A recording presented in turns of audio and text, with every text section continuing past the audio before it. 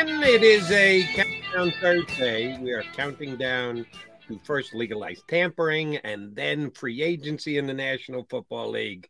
A pretty big week leading into for the Philadelphia Eagles. Today is show number 480, J-Mac. We only got 20 shows to go before we hit our 500th. Yeah, I thought I must have lost. I must have been dreaming. I thought we hit 500 a while. No. I don't know what's going on. I don't know why I thought we took a week off, which I had to go back and change my calendar because I put them out like a month in advance. I had to cross them out and go, all right, because we didn't know we were gonna have a week off. But no, today's show number 480. Which means, 500 is in the offing. That's pretty damn good if you ask me. And today should be a good show because I don't know about you. How you feeling today, John? I'm feeling fine. Not great, not bad. It's just a normal day, I would say. The reason why I'm feeling good today is I went to bed last night before 11 o'clock. I can't tell you the last time I went to bed. So you weren't on until 2 in the morning. I was not on the air till 2 o'clock in the morning. Villanova won their Big East tournament game. There wasn't late night Sixer basketball to watch. AEW is already over and done with. My guy, Orange Cassidy opened the show, and I turned it off. Opened the show with a major win. I think Tony is trolling me. I think Tony Khan is trolling me because he knows I do not like Orange Cassidy. And if he starts the show, Jody, I turn it off. I'm not even joking. I turn it off. I believe you, but I'm just telling you, you are misguided. Orange puts on a great show every time he performs. And, oh, by the way, he brings the house down. They love him. Now, I think Tony is directly telling his broadcasters, you got to help put Orange over because they talk him up. Yeah, he's very close. He's very close to him. Yeah. We got to do our wrestling show with WrestleMania is going to be in Philadelphia next year, not this year, not the upcoming one. Hopefully we're still doing it. We'll be around show number 800 by that time. So So hopefully we do a couple wrestling shows thrown in there because I can get some good guests from WWE, but he's not doing it. He's not doing a service to his company. There are guys who can get over and guys you can sell T-shirts and blah, blah, blah, and the fans like him. Santino Marella was the same way in but he's a goofball. He's not going anywhere. When you're a goofball, nobody's going to take you seriously. He seriously won like 10 straight title defenses, which you want to get on Tony Khan, you get on his case. He gives the belt to Wardlow and then turns around and takes it back from him. First of all, everybody's got a belt. That's another problem. We're on the 10. Everybody in the damn company's got a belt. It's meaningless. They got a couple extra belts. I'll give you that. And oh, by the way, Tony did a promo that included Orange Cassidy last night. Yeah, don't do promos. He needs to stick to just making the decisions. He botched it something pitiful, and I guess he did it live because they just let it go. He misidentified the All Atlantic Championship. He called it the International Champion. It was not good. I think they're renaming it, but he didn't make it clear. Yeah, he's not good. I think they're renaming the championship because it was such a goofball name. Again, everything about the guy is goofball. Nobody cares about the damn title. So they're renaming it, but he didn't get it across, evidently. I had no idea what the hell he was talking about. Yeah. So I'm an Orange Cassidy fan, but Tony did not handle it the best. Hey, we got to talk about the Philadelphia Eagles. McMullen and McDonald getting off on a wrestling tangent. I apologize for that. But see, I was so well rested. I had been burning the candle at both ends the last couple of days. I think I got a cold. I said, idiot, get to bed. So I was in bed last night by 10:45. So I got a full night's sleep. I'm ready to rock and roll with you here today, McMullen, and talk Eagle free agency. They can be negotiating right now with any of the Eagle free agents. That we haven't reached the legalized tampering stage yet when all other teams can talk to players. Howie Roseman can be constantly on the phone with any of the many free agents Eagles have, agents, and maybe some Eagle players, maybe some guys who are locked in, signed here. Do you think there is any lobbying going on? Do you think teammates are attempting to talk other teammates into coming back? When we had the little social media incident last night, which you and I saw differently about Chauncey Gardner-Johnson putting out the Love Philadelphia tweet. Social media actually calling guys. Do you think other Eagles are attempting to recruit their teammates who were their teammates, may yet be their teammates, but are free agents in the offing within the next couple of days? I don't think there's any active lobbying. Somebody might pick up their phone and fire off a tweet. You kind of see that every once in a while, like "come play here, come play." Slay does that a lot. With Chauncey, I forgot who did it. I think it might have been Slay. Said you got to take care of your family, whatever. So, I mean, most guys realize just that it's a business, and if you get a better deal somebody else, you got to take somewhere else. You got to take it for your family and yourself. So most guys are understanding of that, the business aspect, because they learn it from both sides. I mean, when the salary cap number is too big, they know what's coming. So there is no loyalty generally in this business. Maybe with Howie a little bit, with some of the veteran players he falls in love with, but I think for the most part, not over the top lobbying, like please come back, take less money to come back, things like that. That kind of stuff doesn't really happen. Right, because chances are they know at some point they're going to become a free agent. They don't want to have the pressure put on them. Oh, come back, take a couple dollars less. Blah blah blah. It doesn't.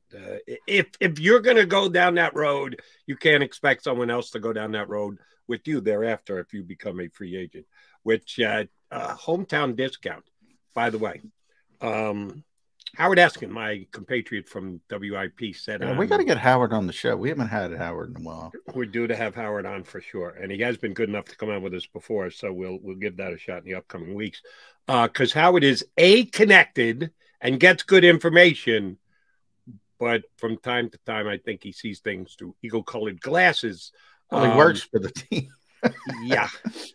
So Howard said on WIP either yesterday or the day before that he sees Brandon Graham coming back on a 2-year proximity of $12 million deal, which is not outrageous money. That's pretty much going rate. I don't know that I would call that a hometown discount, but you never know. It only takes one for somebody to evaluate that you could make a big difference on their team and raise the bar. So I wouldn't call that an outrageous deal for Brandon Graham. That would be a fair deal in my eyes. And he also said he thinks Fletcher Cox will be back on a 1-year deal in the neighborhood of $4 million. Now, wow. I was with them right up until $4 million. I think he might be back on a 1-year deal. $4 million? That was Howard's take, Howard's number. And hey, I have been critical of Fletcher Cox this year in comparison to the contract that he signed. Not that he was a bad player. He was a fine player. He's not the dominant player that he used to be, but he did a nice job in the middle of the Eagles' defensive line. He got more sacks this year than he did last year. The whole Eagle line did. So you knew the numbers were going up and that they all play off each other. They getting push up the middle from Fletcher and from Hargrave, which makes it easier for guys on the end because of the guys on the end getting in as quickly as they do. They push it into the middle, and Fletcher and Hargrave can get sacked. So one hand helps the other. So Fletcher had a good, solid year.